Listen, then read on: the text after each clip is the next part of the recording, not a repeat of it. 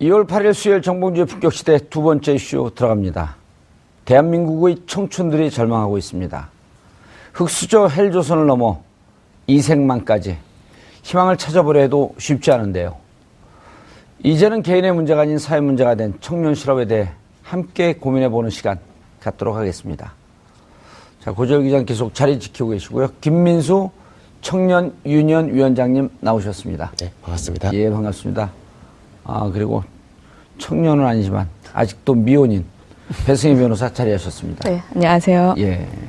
청년에 포함이 되나요? 그 연배가? 그 연배 나이가 배승희 39살까지는 청년으로 보던데요. 아, 그래요? 네, 청년 유니온 맞죠? 예. 저희도 가입하실 수 있습니다. 가입할 수 있답니다. 예. 변호사 필요하죠, 거기에? 필요하죠. 도와주시면. 네. 예. 오늘 한 명 낚았어요. 감사합니다. 예. 자, 고 기자님. 네. 고 기자님이야 뭐 안정된 직장에서 한때 그 시사저널에서 자진해서 다 나왔지만 네. 지금은 이제 시사인이라고 하는 안정적 직장에 다니고 있는데 자녀분들 계시죠? 네, 둘이 있습니다. 예. 취업할 나이는 아니죠, 아직은? 네, 아직은 멀었습니다. 이생망이라고 하는 표현을 어젯밤에 집에 와서 제가 보고 가슴이 무너지는 것 같더라고요. 네. 전에 한번 제 중학교 딸이 공부도 못하고 맨날 야단 맞고 그 학교가 왕따고 그러니까 일기장에 써놨어요. 다시 태어나는 게 정답이다. 깜짝 놀랐어요, 그래갖고. 그 정도 표현력이면 뭐래도 될 것 같아요. 그게 유행어였었어요, 그때 아, 당시에. 근데 이제 지금 그 청년 실업 이 벽에 부딪힌 학생들이 쓰는 표현이랍니다. 네. 이번 생에는 답이 망했다. 망했다.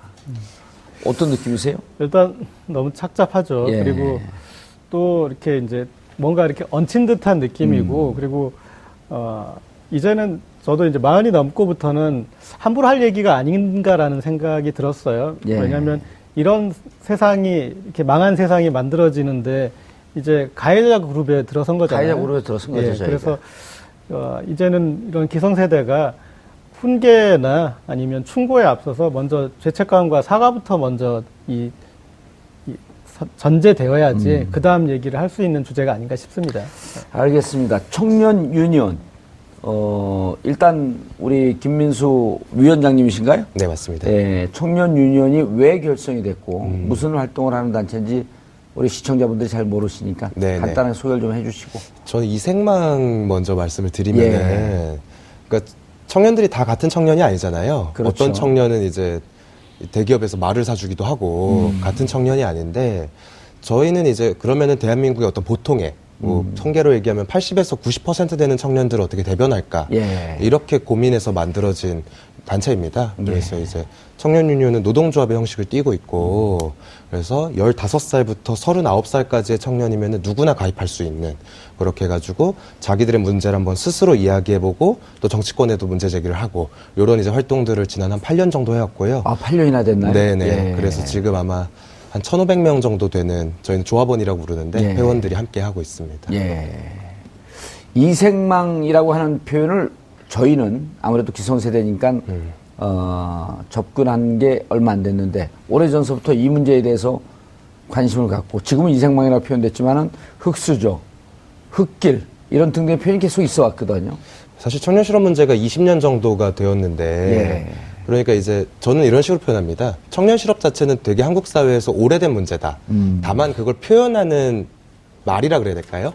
그게 조금씩 트렌드가 바뀌었던 것 같아요. 뭐 88만 원 세대, 3포 세대, 뭐 최근에는 이제 이생망은 작년에 나온 말인데, 이생망이라는 단어를 들었을 때 제가 받은 느낌은 이게 청년 입장에서 둘 중에 하나인 거예요. 다시 태어나거나 세상이 완전 바뀌거나.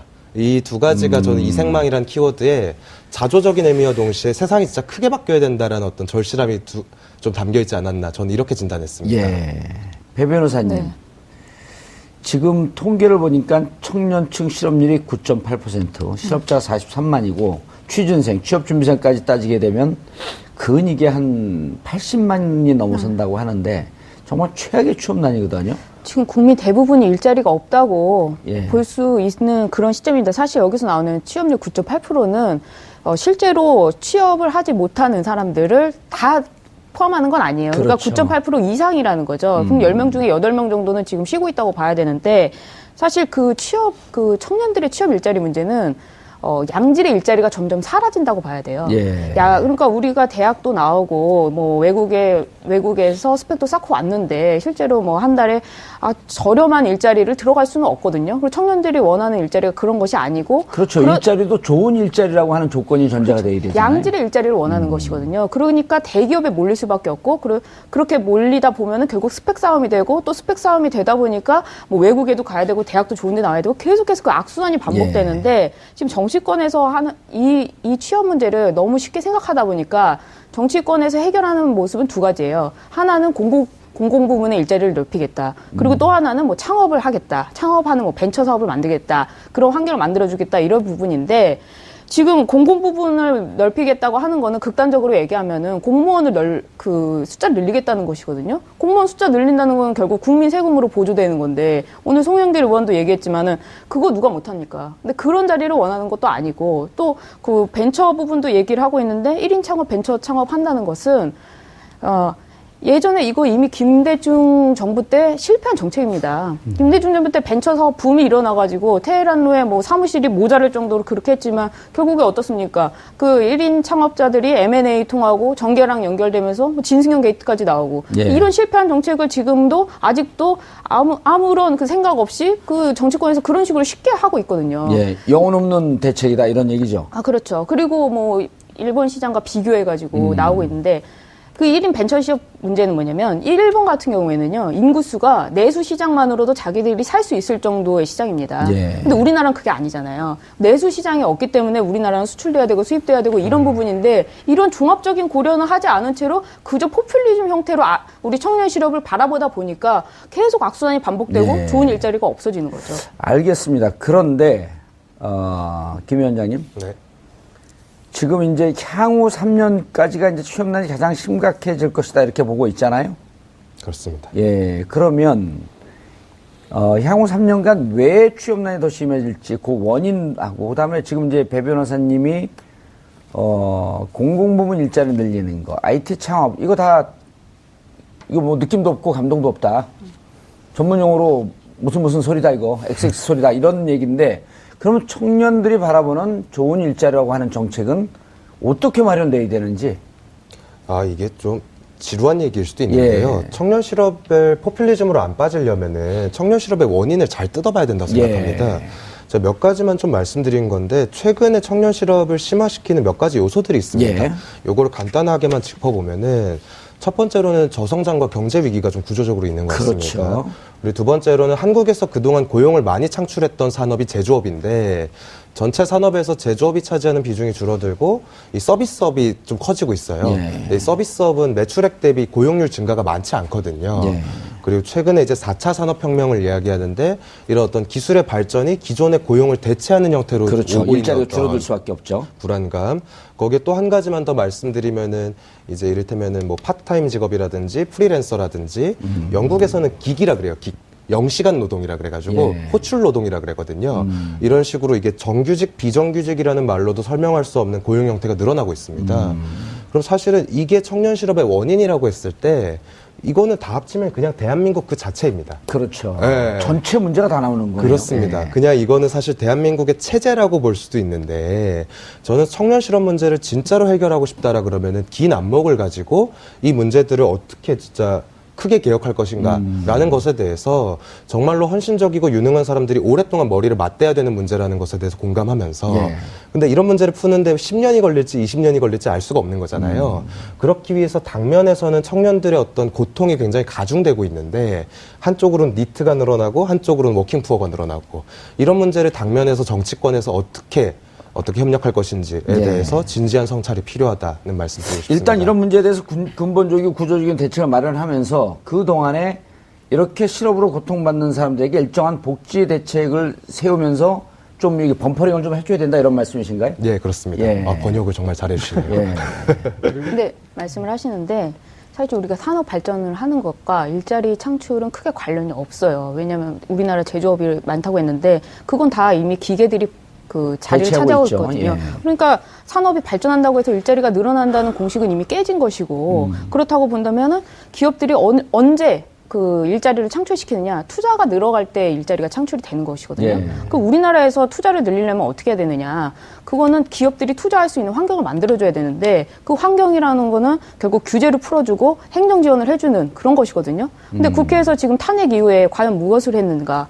지금 서비스 산업도 발전했다고 하는데 서비스 산업 발전 기본법이 바로 그런 것이죠. 그래서 그 규제를 좀 풀어주고 돈을 투자하게끔 만들어주고 그 박근혜 정부 주장으로는 그것만 통과되면 60만 이상의 일자리가 생긴다는데 의료 민영화라는 이유만으로 끝까지 안 된다는 거 아닙니까? 그 단계적으로 할 생각도 없는 것이고 이런 식으로 좀 규제를 풀어가는 방향을 해야 되는데 지금 국회에서 너무 좀 쉽게 생각하고 대기업은 올가맨다. 이렇게 보이는 알겠습니다. 거죠. 규제를 푼다. 저게 이제 자칫 잘못하게 되면 신자유주의의 함정에 빠지면서 오히려 처음에는 당장 일자리가 늘어나는 것처럼 보이지만 시간이 지나면서 점점 부익부 빈익분으로 양극화되면서 점점 더 워킹포가 과도하게 생산되는 네. 이런 위험성도 있지 않나요? 그렇습니다. 그러니까 그리고 근데 청년 실업 문제를 볼 때 이렇게 문제 인식부터 예. 그 문제에 대한 접근, 그러니까 문제에 대한 어떤 그 철학도 한번 짚어야 되는 것 같은데, 그러니까 지금 이제 이 청년 실업 문제를 우리가 잘못 인식하고 있는 것을 극단적으로 보여준 것이 정유라의 말이었던 것 같습니다. 예. 네 부모를 원망해.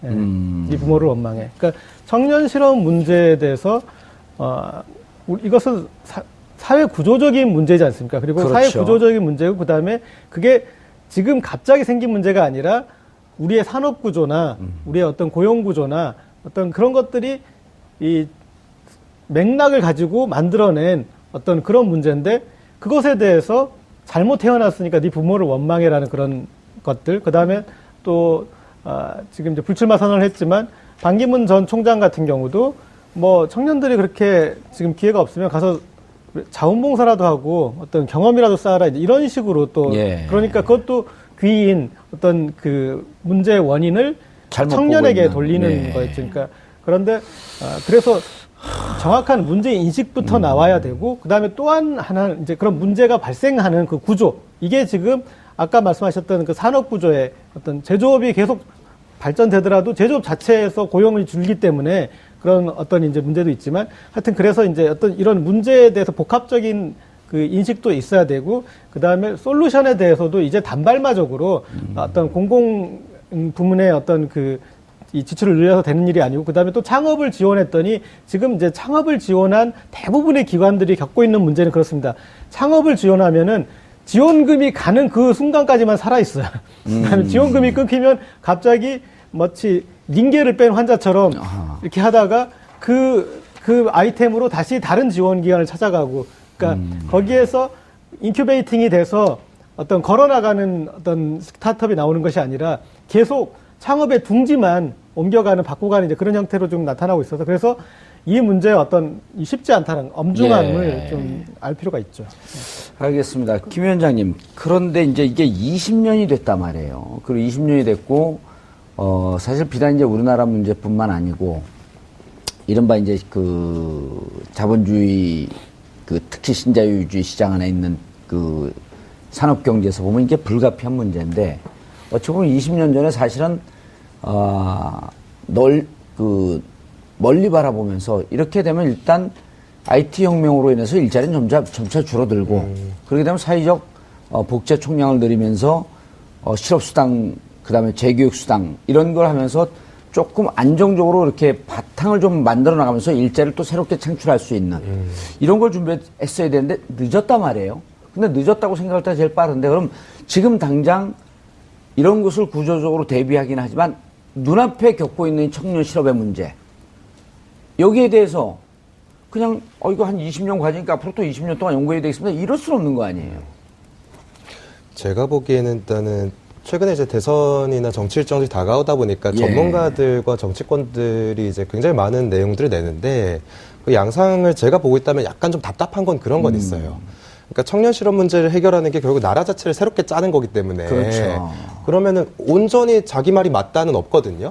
당신 얘기도 공감할 부분이 있고 투자도 필요하고 뭐 산업구조도 개편해야 되고 또 이제 장기적 전망도 필요하고 당면한 대책도 필요하고 이런 건데 10명이 이야기면 10명이 사실 다 같은 얘기예요. 어떻게 보면은. 근데 그게 나는 맞고 너는 틀리다 이런 식의 접근은 좀 지양해야 될 것으로 먼저 보이고요. 그리고 이제 전문가들과 정치인들에게 제가 좀 당부해드리고 싶은 거는 조급하게 보면 안 된다. 조급하게 보지 말자. 네, 청년 실업 문제 어차피 굉장히 오래됐습니다. 그리고 각자의 이제 대안들이나 정책들에 대해서 청년들이 다 공감하기도 쉽지 않아요. 진짜로 길게 보고 가야겠다라는 마음의 준비가 청년들은 이미 되어 있기 때문에 다만 이 문제를 길게 보고 긴 호흡으로 간다는 걸 전제로 했을 때 지금 당장 청년들에게 필요한 것은 뭐냐?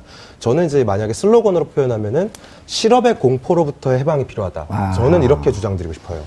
어차피 지금 한국에서 이제 고용을 확대하거나 민간에서 어쨌든 일자리가 창출될 수 있는 역량과 여건은 긴 안목으로 만들어 나간다는 것을 전제하고 당면에서는 청년뿐만 아니라 한국의 워킹푸어들이라든지 비정규직 노동자들이 어떤 실업에 대한 공포 상태가 대단히 크기 때문에 당면에서 국가의 역할로서 이 사람들이 어떤 공포로부터 자유로워질 수 있는 기반을 조성한다. 요 정도 목표는 우리가 합의하고 차기 중앙정부와 지방정부에서 이런 역할들을 조직해 나가야 되지 않을까 그렇게 생각합니다. 그러면 실업의 공포로부터 해방된다라고 하게 되면 해방시키고자 한다면 느닷없이 드는 생각이 일테면 이제 성남시에서 그 시행했던 청년 수당 그런 게 당장은 어쨌든 주머니에 돈이 있고 좀 생활할 수 있는 여유가 생겨야지 이게 뭔가 다음을 준비할 수 있는데 파퓰리즘이라고 비판하는 쪽도 있고 아니면 의미가 있었다라고 하는 쪽도 있는데 제가 한 말씀 좀 드리고 싶었습니다. 지방정부에서 이제 청년수당이나 청년배당 같은 실험적인 정책들을 시행했는데 전 이런 실험들은 지방정부 수준에서도 계속 이어져야 된다고 생각합니다. 근데 다만 실업의 공포라는 것을 해방시키는 정책이 이런 실험적인 정책만 있진 않아요. 기존에 이미 정부에서 가지고 있는 정책을 활용하면 되거든요. 저는 그 고용보험이라고 봅니다. 고용보험 제도가 실업 상태의 위험으로부터 예를 들면 재교육을 해준다든지 적절한 실업급여를 제공해주는 프로그램이 있었는데 문제는 이게 거의 보장되지 않고 있는 거죠. 대한민국에서 실업을 경험한 사람이 10명이 있다라고 하면은 이 중에서 고용보험 제도를 통해서 실업급여를 받았거나 재교육을 받은 사람의 비율이 15% 정도밖에 안 돼요. 그러면은 이 보험료에 쌓여있는 돈이 적어서 그렇습니까? 아니면 이 제도를 잘 몰라서 그렇습니까? 복합적입니다. 쌓인 돈이 적기도 하고 잘 모르기도 하고 기존에 이 제도로부터 보호를 받으려면은 너무 자녀적 복지라 그러잖아요. 약간 시혜적으로 복지가 설계되어 있다 보니까 그렇기 때문에 고용보험 제도 자체가 실업의 공포로부터 해방하는 것을 핵심 제도라고 했을 때 이 제도를 강화시켜 나가는 방식을 당면에서 쓰게 되면은 어떤 청년수당이나 청년배당 같은 논쟁도 어떤 실험적인 유의성을 남겨두되 중앙정부에서 하는 고용보험 제도를 잘 짜게 되면은 저는 굉장히 큰 효과가 있을 것이라 기대합니다. 그러면 실업 10명일 때 15% 정도가 고용보험 혜택을 받았다고 하는데 지금 있는 재원으로 이것을 교육도 잘 시키고 충분히 알리면 어느 정도 혜택을 받을 수 있을까요? 일단 좀 복잡한 문제인데 저는 정책 목표 자체를 이렇게 세팅해보면 좋을 것 같아요. 오히려. 지금은 100명 중에서 15명 정도가 혜택을 받았다면은 이거를 뭐 몇 년 내로 30명으로 늘려보자. 50명으로 늘려보자. 이런 식으로 정책 목표를 짜볼 것은 어떤가. 이런 제안도 드리고 싶어요. 그 실업 공포라고 하셨나요? 근데 실업의 공포로부터 해방. 그러니까 이게 우리나라에서는 이런 거죠. 창업을 하건 뭐 취업을 안 되건 간에 그 실패한 후에 재기할 수 있는 환경이 되느냐 안 되느냐가 같이 복합적으로 가는 것 같은데 그게 안 된다는 거죠. 실패하면 그냥 그걸로 끝이기 때문에 이 청년 실업도 문제지만 사실은 오늘 우리가 청년 실업을 다루지만 사실은 중년의 자영업 이후에 파산 실업은 더 심각합니다. 그렇죠. 지금 그래서 국가에서 나오는 것이 아버지의 일자리를 아들과 나눠 갖자는 거 아니겠습니까? 지금 그 자리가 없는데 실패 후에 그 사람 탄핵되려고 그래요. 실패 후에 다시 일어날 수 있는. 그리고 예전에 제가 대학 가기 전에는요. 대학생들이 이런 말을 많이 했어요. 안 되면 뭐 취업하지. 그때는 안 되면 취업하지. 그렇죠. 그때 그런 얘기 너무 많았고 어디든지 취업할 수 있었고 그런 환경이 됐는데 지금은 그게 안 되고 있잖아요. 경제가 어려워지고 뭐 하다 보니까. 근데 이거에 대해서 이렇게 하다 보니까 취업문이 좁아지면 결국 대학 입시에 매달릴 수밖에 없거든요. 좋은 환경을 만들어야 되니까. 근데 그 촛불집회 나오게 한 발언이 바로 최순실 딸의 발언 아니었습니까? 그 발언 이후에 이 최순실 게이트가 터지고 나서 수사가 진행되고 되다 보니까 오히려 이제는 취준생까지도 더 아프게 하는. 그래서 뭐 페이스북에 오늘 모든 게 무너졌다. 뭐 사실은 그 정도 그랬다. 작년에 페이스북에 올라왔고 많은 사람들 올렸던. 그렇죠. 그 글인데. 막 최순실 게이트가 이제 폭발할 때. 고려대학교 대나무 숲이라고 하는 그 페이스북에 익명의 글로 게재가 됐는데 배경을 봤더니 글쓴이 아버지가 실직을 했고 국민연금에 이제 희망을 걸고 있고요. 어머니는 시윤이 50이 넘어서도 이제 계속 일하고 있고 남동생은 이제 보니까 이분은 고대 같아요. 네, 고대예요. 남동생은 남동생이라고 그런 거 보니까 이제 여학생 같고요. 공부한다고 돈 잘 버냐 하면서 이제 좀 이렇게 삐뚤게 그러니까 나갔고. 사실 고려대 정도면 우리나라에서 굉장히 손꼽히는 대학이고 예. 그 정도 되면은 옛날에 최소한 뭐 10년 전만 하더라도 취업이 그렇죠. 보장되고 예. 사회적인 어떤 신분이라든지 안정적인 직장까지도 보장되던 수준이었는데 지금은 사실 대학을 실력대로 가지도 못할 뿐더러 이런 최순실 게이트를 보면서 그런 거에 실망을 하고 그걸 준비하는 수험생과 어머니들까지, 수험생 엄마들까지도 예. 화가 나는 이런 사태인데 지금 이 정도 수준에 있는 사람이 우리나라에서 살아갈 수 없는 환경이라면 나머지 사람들, 그러니까 일반적인 80%의 일반인이라고 할 수 있는 우리 청년에 가입된 이런 사람들은 더욱 절망을 한다는 것이죠. 그런데 예. 현실적으로는 국회의원이, 이게 정말 행정 규제도 풀어주고 국회에서 좀 환경을 만들어서 투자가 되고 좀 일자리가 만들 수 있는 환경이 돼야 되는데 이제 그런 부분들이 국가적인 차원에서 좀 부족하게 보이는 거죠. 예. 알겠습니다. 그런데 이제 아까 말씀하시기를 나라를 좀 새로 만들자. 이런 주장이 충분히 있을 수 있잖아요. 그리고 특히 이번 이제 촛불을 보면 최순실 딸 정유라 이대 부정 입학서부터 이제 폭발되기 시작을 했는데 부모 잘못 만난 것도 뭐 너의 죄다 이제 이런 식으로 얘기를 하고 그게 이제 폭발하면서 특히 보면은 청년 세대들이 촛불에 많이 나와요. 어떤 심정으로 나오고 있는 것으로 보이세요? 일단 촛불 관련된 데이터를 좀 분석해 보면은 예. 전체 참여한 사람들 중에서 한 5할에서 6할 정도가 1030 세대로 분석이 됩니다. 아. 그리고 참여한 사람들이 대부분의 경우에 이제 그 촛불 집회가 뭐 10번 넘게 진행됐잖아요. 예. 그 중에서 대부분이 이제 한 번 내지 두 번 참여했습니다. 이 말은 뭐냐면은 평소에는 이제 집회나 이런 것들에 참여할 어떤 마음의 여유나 그런 이제 몸의 움직임을 경험하지 못했던 사람들이 다수가 나왔다는 거거든요. 그리고 젊은 사람들이 많이 나왔고. 예. 저는 이야기를 들어보면 이런 거였던 것 같아요. 보통 이제 청년들이 어떤 실업의 상태를 오래 경험하거나 워킹푸어 상태를 경험하기 때문에 특히 실업의 공포에 노출되어 있죠. 이런 상태이기 때문에 어떤 사회 참여나 정치 문제에 대해서 고민할 여력이 많이 부족했습니다. 예. 근데 그런 사람들이 어떤 박근혜, 최순실 게이트와 어떤 이제 정유라 씨의 어떤 상황들을 보면서 저는 이렇게 얘기합니다. 정말 마지막 절박함 같은 걸 끌어내고 있다. 이런 심정이 아니었을까 생각합니다. 예. 고 기자님. 네. 이제 청년 실업의 문제뿐만 아니라 이제 이렇게 올라오면서 직장을 다녀도 결국은 이 직장 생활에서 무슨 결혼을 한다든지 또 결혼을 하면 출산을 한다든지 네. 이런 게 이제 구조적인 취업의 문제를 넘어서면 야 이렇게 해갖고 결혼할 수 있겠냐 결혼도 포기하고 또 결혼을 설사 했다 치더라도 이러고 출산해갖고 과연 살아갈 수 있겠냐 그러니까 취업 결혼 출산 이 삼중고가 같이 가고 있거든요. 네. 그러면 궁극적으로 뭐냐면 이게 국가의 근간이 다 무너지고 있다는 거예요. 예. 그리고 이제 심리적으로 또 무너지고 있죠. 예. 그러니까 내가 이 직장에서 나가서는 이만큼을 누리지 못할 것이다. 그리고 자영업 지금 과잉 상황이라 자영업을 해도 내가 또 오히려 퇴직금마저도 날려먹을 수도 있다. 여러 가지 이제 그런 불안감들이 엄습하고 있는데 성공 사례에서 어떤 한번 이렇게 답을 좀 이렇게 들여다보는 것도 필요할 것 같은데 제가 지난해 가장 주의 깊게 본 성공 사례는 한강 이 밤도깨비 야시장에서 하는 푸드트럭의 성공 사례였어요. 예. 그러니까 이제 사업을 좀 유심히 봤는데 구조적인 문제가 아니라 개인적으로 성공한 사례를 좀 접근해보자 그거는 이런 이제 얘기인가? 그러니까 푸드트럭이 상당히 트렌드로 이제 형성되고 있고 그다음에 밤도깨비 야시장에서는 푸드트럭이 한 5, 60대가 예. 한꺼번에 있어요. 그래서 이제 그리고 거기서 이제 성공할 수 있다면 다른 지역에서 또 성공할 수 있는 예. 거니까 이렇게 트렌드가 바뀔 수 있잖아요. 근데 보면은 처음에는 이제 원래는 여의도 쪽이 아니라 다른 쪽에서 하고 있었는데 주변 상권에서 반대를 했어요.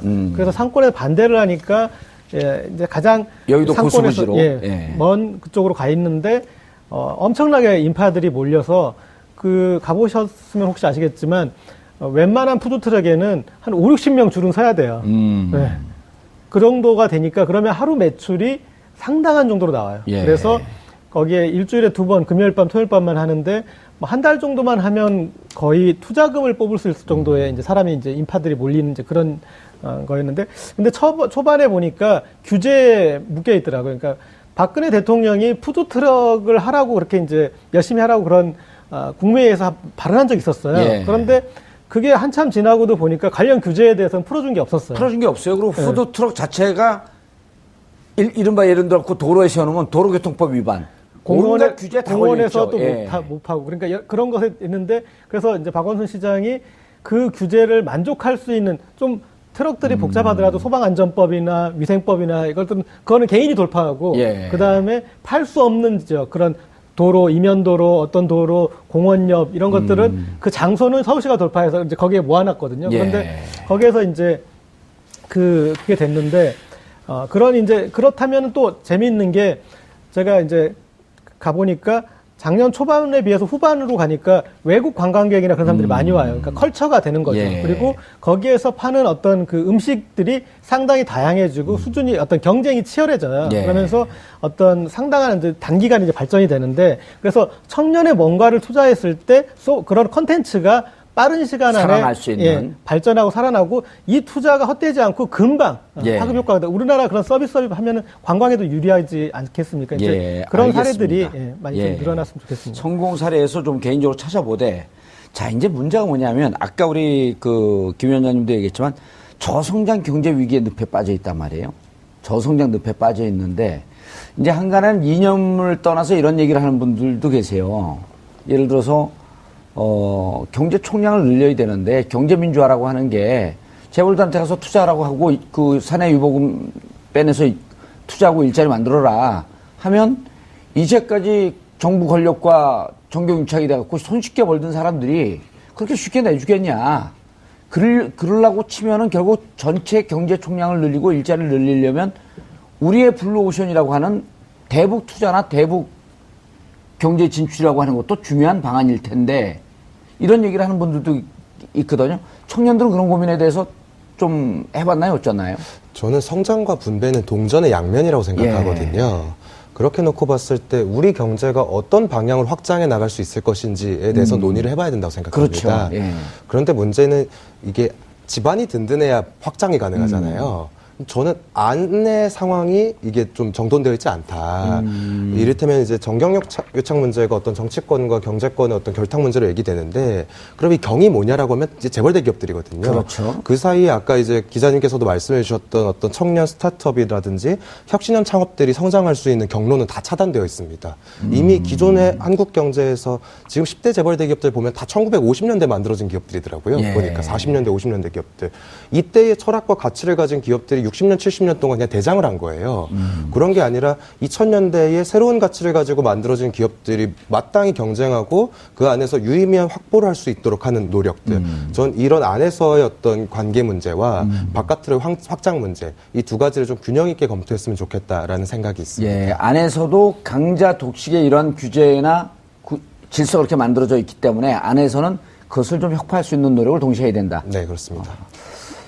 예. 저는 이렇게 어떤 이 규제라든지 어떤 뭐 이런 이익이라는 게 예. 뭐 취업 문제도 그런데 특정인에게만 집중되는 거는 좀 안 좋다고 봐요. 결국 보편적으로 복지를 해야 되는 부분인데 네. 사실 복지는 또 세금 문제와 같이 있어서 조세 정의도 이루어져야 되고 결국 그 얻은 세금을 누가 분배하느냐 했을 때 가장 공정한 사람이 해야 되는데 지금 박근혜 대통령 같이 이렇게 부정한 사람이 하면 안 된다는 게 지금의 촛불 민심이고 이런 것이 결국 사회 개혁으로 가야 된다고 보는데요.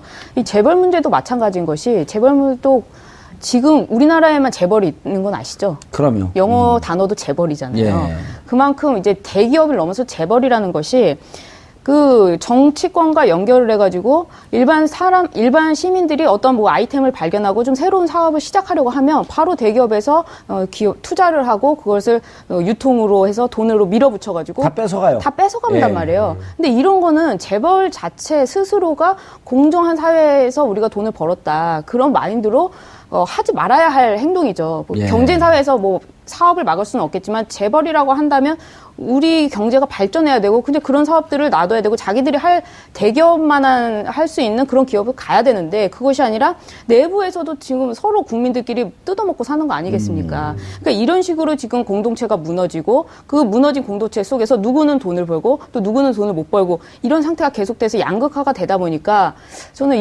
이거에 대해서 또 특정하게 예. 특정 부분에 대해서만 어떤 정부 지원을 주고 또 그러면 또 거기에서 그렇죠. 불평등이 예. 생기는 거거든요. 그러니까 양극화는 계속 되고 있어요. 그러니까 이제 R&D 지원금도 그렇고 아까 이제 규제를 완화해갖고 일자리가 많이 만들어주면 좋은데 그렇지만. 규제 완화되는 순간 그렇죠. 재벌들은 재벌들은 또 무한 성장을 해버리거든요. 그러면서 이제 부익부 빈익빈이 더 심화될 수 있는데 일테면 20세기 초반의 대공황 이후에 미국에서 제일 먼저 한 게 재벌 때문에 경제가 이렇게 망가졌으니 재벌 금지법을 만들었단 말이에요. 왜 대한민국에서는 그런 거 만들려고 생각을 안 하죠? 그건 지금 최순실 게이트를 보면 알 수 있잖아요. 정치권과 우리 그 대기업이 굉장히 밀접하게 연결이 되어 있기 때문에 사실상 정치권에서 아무리 노력을 해도 그 대기업의 어떤 뒤로 하는 뭐 그런 것들 때문에 더 못하는 부분도 있고 이것은 결국 인적 고리를 끊어내야 되는 예. 것이고 지금의 촛불 민심이 바로 그런 공정사회를 만들겠다는 것이기 때문에 예. 좀 변화의 모습을 보일 필요가 있겠죠. 알겠습니다. 공정사회가 만들어질지는 잘 모르겠지만 예. 공정사회를 만들 때도 그러니까 그게 너무 구호만 앞서서는 안 될 것 같습니다. 이를테면 재벌개혁 같은 경우에 예. 지금 현재 이번 기회에 이렇게 촛불이 많이 나왔을 때 완전히 뜯어고쳐야 되는 거 아니에요? 예, 그래서 이제 재벌개혁의 얘기가 많이 나오는데 그러면 지금 현행 법이 규정하는 것은 주주자본주의니까 지금 집 이렇게 재벌 가족이 가진 것보다 어떤 연결 재무제표로 해가지고 지금 경영권을 확보하고 있는 거 아닙니까? 그런데 그것을 정당하게 주주에게 맡겨서 주주 자본주의로 하면 어떻겠느냐 이제 그런 예. 얘기들이 나오는데 근데 또 경제학자들이 시뮬레이션을 해보면 이를테면 이제 이렇다고 합니다. 그러니까 삼성전자 같은 경우도 지금까지 삼성전자가 커온 비결은 대규모의 어떤 선행적인 투자였는데 주주 자본주의로 가면 주주들은 배당을 위주로 받을 그렇죠. 것이고 예. 그렇게 되다 보면은 지금 그런 대규모 투자가 이루어지지 않을 것이고 그러면 삼성전자가 오히려 망할 것이다. 이런 이제 그 어떤 전망도 해요. 그러니까 심지어 진보적인 경제학자들도 예. 그래서 진정한 경제 민주화는 장하준 교수가 대표적으로 주장하는 거 아니에요? 주주 그게? 자본주의가 예. 아니라 직장 민주화다. 그러니까 직장의 주인이 경영자만이 아니라 거기에 있는 포함된 노동자들까지도 포함된다. 그래서 그 노동자들까지 포함한 직장 민주화가 이루어지는 그 전제하에서 재벌 개혁이 이루어져야지 재벌이 예. 중후장대한 어떤 그런 사업을 이끌어갈 수 있다 해서 그래 뭐 어쨌든 이게 쉬운 문제는 아닌 것 같습니다. 김 위원장님. 네. 20대 제가 이제 한 2, 3개월 전에 20대 여론조사를 봤더니 국가를 점진적 개혁해야 된다라고 하는 게 한 30% 채 안 나오고요. 리셋 코리아라고 하는 표현에 67% 정도 20대가 지지를 해요. 65에서 한 70% 정도 사이에. 다 뜯어고치자는 거거든요. 이제 조금 과격한 말로 얘기하면 이거 혁명해야 된다. 그리고 여러 가지 문제가 있는데 이러저러한 방편을 내놔도 미봉책밖에 안 되고 결국 그 골마 들어간 부분이 점점 더 썩어 들어갈 것이다. 그렇죠. 제가 이제 왜 청년들이 리셋에 대한 강한 욕망이 있을까라고 예. 얘기했더니 어쨌든 청년들이 경험하고 있는 핵심 문제는 청년 실업인 거잖아요. 그렇죠. 근데 제가 이제 아까 청년 실업의 원인을 분석하면 대한민국 그 자체가 나온다. 라고 말씀을 드렸는데 예. 지금 토론도 그런 거예요. 사실 대기업은 어떻게 할 거냐, 국회는 어떻게 할 거냐, 복지는 어떻게 할 거냐, 교육은 어떻게 할 거냐. 전체 문제가 걸리는 거죠. 그러니까 청년들이 자기 문제를 고민하다고 보면은 그냥 대한민국 그 자체인 거고 그러다 보면 전 리셋에 대한 욕망이 강할 수밖에 없다라고 생각을 하는데 근데 저는 사실 작년에 촛불 집회 같은 경우에는 어떤 그 리셋에 가까운 기적이었다고 봅니다. 예. 그런 어떤 다수 시민들이 한국 사회의 적폐를 걷어내자라는 목소리로 집단적으로 힘을 모으면서도 평화적으로 어떤 최고 권력자를 탄핵의 위기로 물론 지금 과정이 있지만 끌고 왔다는 건 전 기적에 가깝다고 보고 예. 우리가 이 힘을 잘 기억하면서 앞으로의 사회의 변화를 만들어가야 되지 않을까 그렇게 예. 생각합니다. 청년 유니언이 조금 더 힘을 발휘해야 될 것 같은데 1,500명 회원이 조금 작은 것 같은데 오늘 이제 많이 좀 홍보해 주셨으니까 예. 다음 기회에 또 인사드리겠습니다. 다음에 또 이제 팟캐스트 이런 데 나오셔서 좀 그 말씀도 좀 하시고 여기저기다 얘기를 좀 많이 하시고 다니셔야 될 것 같아요. 네, 고맙습니다. 예. 청년 실업 문제를 얘기하면 결국 우리 사회 전체 문제를 들여다볼 수밖에 없고 그러다 보면은 실업의 문제, 결혼의 문제, 그 다음에 출산의 문제, 모든 것이 다 연동이 되어 있습니다. 이 생에는 망했다. 다시 태어나는 게 답이다. 흑수저보다도 더 절망적인 이 땅의 일자리 없는 청년들의 울부짖음입니다. 침몰하는 대한민국에서 희망 없이 살아가는 이들은 침몰하는 세월호의 희생자와도 같습니다. 누가 이들의 희망을 빼앗아갔습니까? 이들의 절망에 가슴 절여 하지 않는다면 정치인으로서도 지도자로서도 자격이 없습니다. 이들을 잃고 가슴 치고 후회하지 말고 기회를 만들어야 합니다. 희망을 만들어야 합니다. 부끄러운 기성세대로서 최소한의 책임을 지키는 것이 무엇인지 뼈저리게 반성하고 대책 마련에 팔을 걷어붙여야겠습니다. 을 바라보다 보니까 계속 악순환이 반복되고 네. 좋은 일자리가 없어지는 거죠. 알겠습니다. 그런데 김 위원장님, 네. 지금 이제 향후 3년까지가 이제 취업난이 가장 심각해질 것이다 이렇게 보고 있잖아요. 그렇습니다. 예, 그러면 향후 3년간 왜 취업난이 더 심해질지 그 원인하고 그다음에 지금 이제 배 변호사님이 공공부문 일자리 늘리는 거, IT 창업 이거 뭐 느낌도 없고 감동도 없다. 전문 용어로 무슨 소리다 이거 XX 소리다 이런 얘기인데 그러면 청년들이 바라보는 좋은 일자리라고 하는 정책은 어떻게 마련돼야 되는지.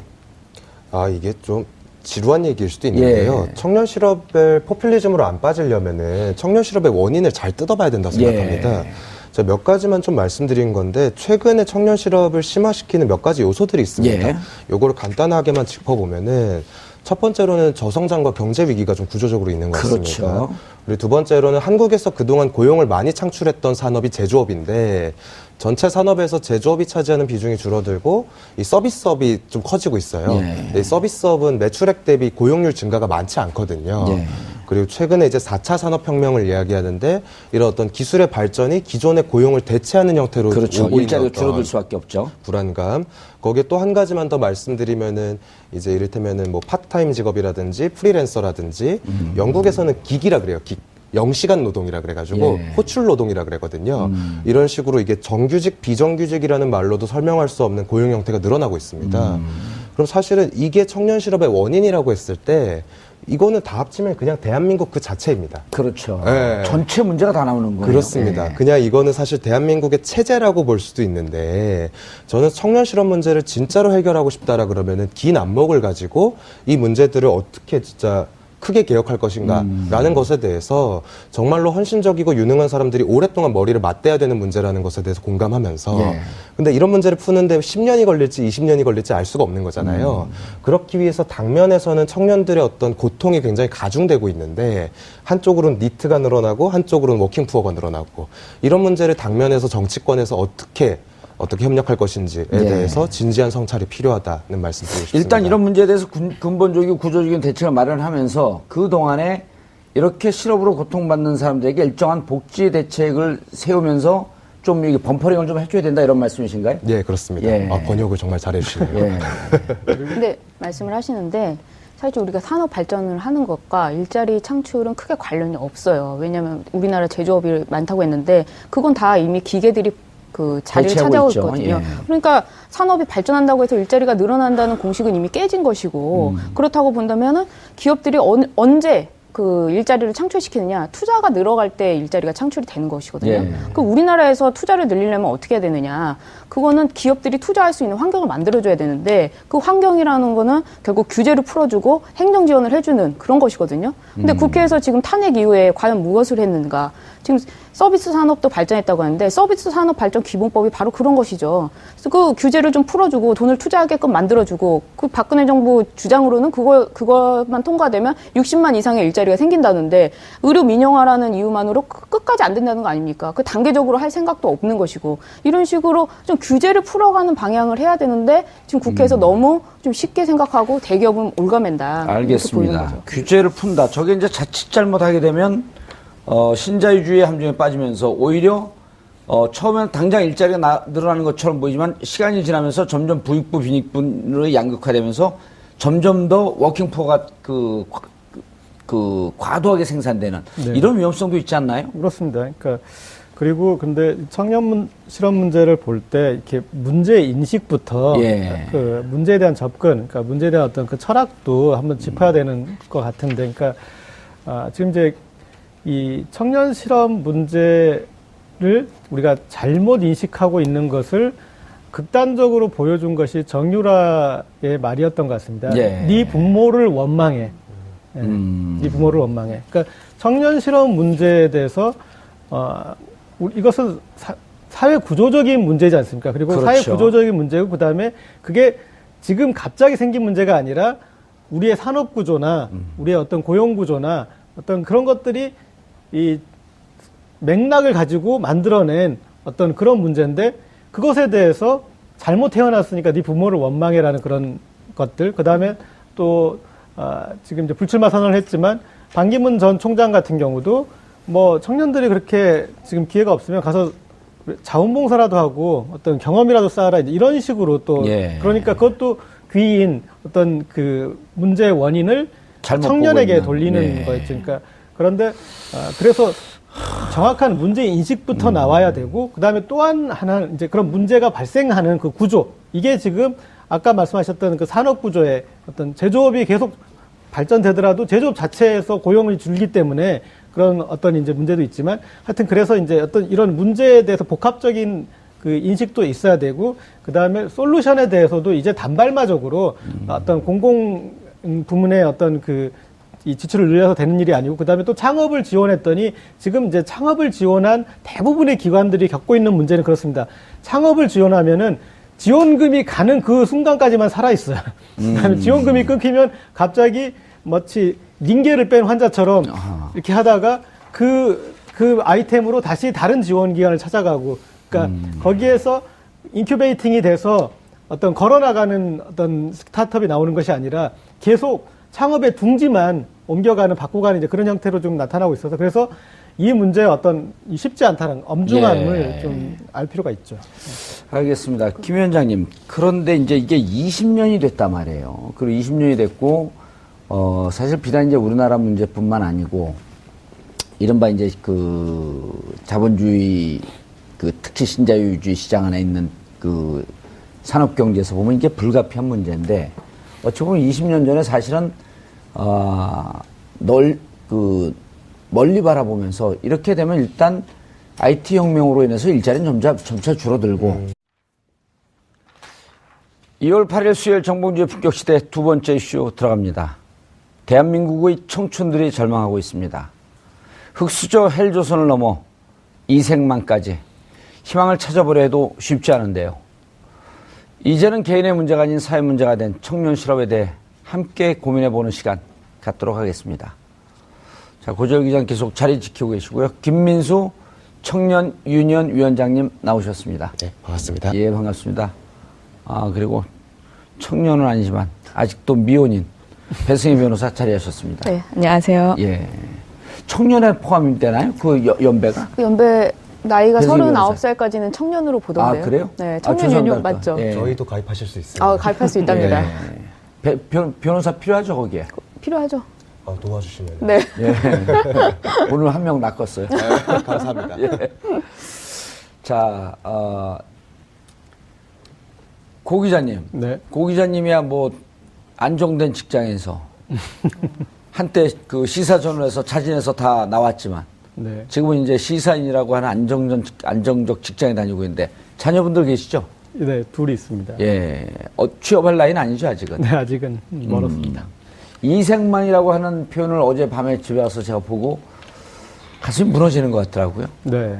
전에 한번 제 중학교 딸이 공부도 못하고 맨날 야단 맞고 그 학교가 왕따고 그러니까 일기장에 써놨어요. 다시 태어나는 게 정답이다.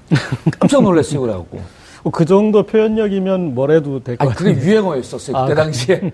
근데 이제 지금 그 청년 실업 이 벽에 부딪힌 학생들이 쓰는 표현이랍니다. 네. 이번 생에는 답이 망했다. 망했다. 어떤 느낌이세요? 일단 너무 착잡하죠. 예. 그리고 또 이렇게 이제 뭔가 이렇게 얹힌 듯한 느낌이고, 그리고 이제는 저도 이제 40이 넘고부터는 함부로 할 얘기가 아닌가라는 생각이 들었어요. 예. 왜냐하면 이런 세상이 이렇게 망한 세상이 만들어지는데 이제 가해자 그룹에 들어선 거잖아요. 가해자 그룹에 들어선 거죠, 저희가. 그래서 이제는 이런 기성세대가 훈계나 아니면 충고에 앞서서 먼저 죄책감과 사과부터 먼저 전제되어야지 그 다음 얘기를 할 수 있는 주제가 아닌가 싶습니다. 알겠습니다. 청년 유니온. 일단 우리 김민수 위원장님이신가요? 네, 맞습니다. 예, 청년 유니온이 왜 결성이 됐고 무슨 활동을 하는 단체인지 우리 시청자분들이 잘 모르시니까 네, 간단하게 소개를 좀 해주시고. 저는 이생망 먼저 말씀을 드리면은, 예. 그러니까 청년들이 다 같은 청년이 아니잖아요. 그렇죠. 어떤 청년은 이제 대기업에서 말을 사주기도 하고 같은 청년이 아닌데, 저희는 이제 그러면은 대한민국의 어떤 보통의 뭐 통계로 얘기하면 80에서 90% 되는 청년들을 어떻게 대변할까, 예. 이렇게 고민해서 만들어진 단체입니다. 그래서 이제 청년 유니온은 노동조합의 형식을 띠고 있고, 그래서 15살부터 39살까지의 청년이면 누구나 가입할 수 있는, 그렇게 해가지고 자기들의 문제를 한번 스스로 이야기해보고 또 정치권에도 문제 제기를 하고, 요런 이제 활동들을 지난 한 8년 정도 해왔고요. 아, 8년이나 됐나요? 네네. 예. 그래서 지금 아마 한 1,500명 정도 되는, 저희는 조합원이라고 부르는데, 예. 회원들이 함께 하고 있습니다. 예. 이생망이라고 하는 표현을 저희는 아무래도 기성세대니까 접근한 게 얼마 안 됐는데 오래전서부터 이 문제에 대해서 관심을 갖고 지금은 이생망이라고 표현됐지만은 흑수저, 흑길 이런 등등의 표현이 계속 있어 왔거든요. 사실 청년 실업 문제가 20년 정도가 되었는데, 예. 그러니까 이제 저는 이런 식으로 표현합니다. 청년 실업 자체는 되게 한국 사회에서 오래된 문제다. 다만 그걸 표현하는 말이라 그래야 될까요? 그게 조금씩 트렌드가 바뀌었던 것 같아요. 뭐 88만 원 세대, 3포 세대, 뭐 최근에는 이제 이생망은 작년에 나온 말인데, 이생망이라는 단어를 들었을 때 제가 받은 느낌은 이게 청년 입장에서 둘 중에 하나인 거예요. 다시 태어나거나 세상이 완전 바뀌거나. 이 두 가지가 저는 이생망이라는 키워드에 자조적인 의미와 동시에 세상이 진짜 크게 바뀌어야 된다라는 어떤 절실함이 좀 담겨 있지 않았나, 저는 이렇게 진단했습니다. 예. 배 변호사님. 네. 지금 통계를 보니까 청년층 실업률이 9.8%, 실업자가 43만이고 취준생, 취업준비생까지 따지게 되면 근이게 한 80만이 넘어선다고 하는데 정말 최악의 취업난이거든요. 지금 국민 대부분이 일자리가 없다고 예. 볼 수 있는 그런 시점인데 사실 여기서 나오는 취업률 9.8%는 실제로 취업을 하지 못하는 사람들을 다 포함하는 건 아니에요. 그렇죠. 그러니까 9.8% 이상이라는 거죠. 그럼 10명 중에 8명 정도는 지금 쉬고 있다고 봐야 되는데 사실 그 청년들의 취업 일자리 문제는 양질의 일자리가 점점 사라진다고 봐야 돼요. 예. 그러니까 우리가 대학도 나오고 뭐 외국에서 스펙도 쌓고 왔는데 실제로 뭐 한 달에 저렴한 일자리를 들어갈 수는 없거든요. 그리고 청년들이 원하는 일자리가 그런 것이 아니고 그렇죠. 일자리도 좋은 일자리라고 하는 조건이 전제가 돼야 되잖아요. 양질의 일자리를 원하는 것이거든요. 그러니까 대기업에 몰릴 수밖에 없고 그렇게 몰리다 보면은 결국 스펙 싸움이 되고 또 스펙 싸움이 되다 보니까 뭐 외국에도 가야 되고 대학도 좋은 데 나와야 되고 계속해서 그 악순환이 반복되는데 지금 정치권에서 하는 이 취업 문제를 너무 쉽게 생각하다 보니까 정치권에서 해결하는 모습은 두 가지예요. 하나는 공공 부문의 일자리를 넓히겠다. 그리고 또 하나는 뭐 창업을 하겠다. 창업하는 뭐 벤처 사업을 만들겠다. 그런 환경을 만들어주겠다. 이런 부분인데 지금 공공 부분을 넓히겠다고 하는 거는 극단적으로 얘기하면은 공무원을 숫자를 늘리겠다는 것이거든요. 공무원 숫자 늘린다는 건 결국 국민 세금으로 보조되는 건데 오늘 송영길 의원도 얘기했지만은 그거 누가 못합니까? 근데 그런 자리를 원하는 것도 아니고 또 그 벤처 부분도 얘기를 하고 있는데 1인 창업, 벤처 창업 한다는 것은 예전에 이거 이미 김대중 정부 때 실패한 정책입니다. 김대중 정부 때 벤처 사업 붐이 일어나가지고 테헤란로에 뭐 사무실이 모자랄 정도로 그렇게 했지만 결국에 어떻습니까? 그 1인 창업자들이 M&A 통하고 정계랑 연결되면서 뭐 진승형 게이트까지 나오고 예. 이런 실패한 정책을 지금도 아직도 아무런 그 생각 없이 그 정치권에서 그런 식으로 쉽게 하고 있거든요. 예, 영혼 없는 대책이다 이런 얘기죠. 그렇죠. 그리고 뭐